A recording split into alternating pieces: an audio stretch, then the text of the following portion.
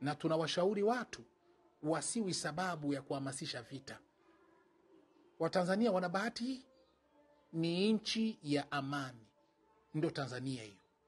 Katika hizi nchi zote za kati, nchi inayohesabika kwa sasa ni nchi ya amani, ni nchi ya salama, ndio Tanzania.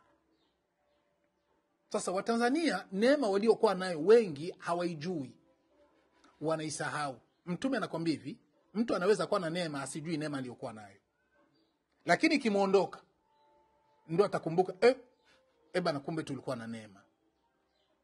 Sasa sisi kama wageni wenye kuingia Tanzania, tumpate mtu ambaye iko na hamasisha sababu ya kukosa usalama, sisi hatutampenda. Kwa sababu gani? Sisi wenye kuingia Tanzania tunapata nafasi ya kupumua, tunapata nafasi ya kupumzika, tunapata nafasi ya kukimbilia amani. Kwa sababu katika eneo kipande ya kwetu huko kuna usalama ni mdogo, na tunaomba siku na mchana Mwenyezi Mungu asaidie Kongo ipate na hiyo amani.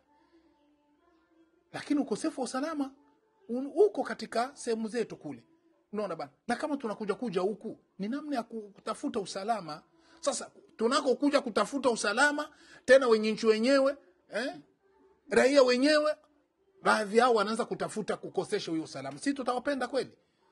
Tutakimbilia wapi? Sisi wenyewe tuko tunapata shida, tunakimbilia huko. Alafu tena watu wasababishe ukosefu wa usalama. Hawatakuwa watu wazuri, sisi hatutawapenda.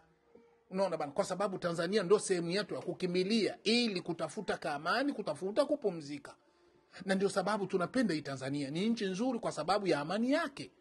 Kwa hiyo tunawaomba Waislamu na wote ambao si Waislamu, badala ya kuhamasisha vita, kuhamasisha ukosefu wa salama, hicho kitu wakilaani, waungane kwa ajili ya kuimarisha salama na amani, na uchaguzi upite kwa amani. Tunamwomba Mwenyezi Mungu aweze kusaidia aimarishe Tanzania kwa amani, na aimarishe amani katika hii nchi itamalaki, na uchaguzi ufanyike kwa amani na umalizike kwa amani, na watu wachague kwa uhuru kabisa. Na Mwenyezi Mungu awazidishie imani na hekima viongozi wote kwa jumla wa serikali.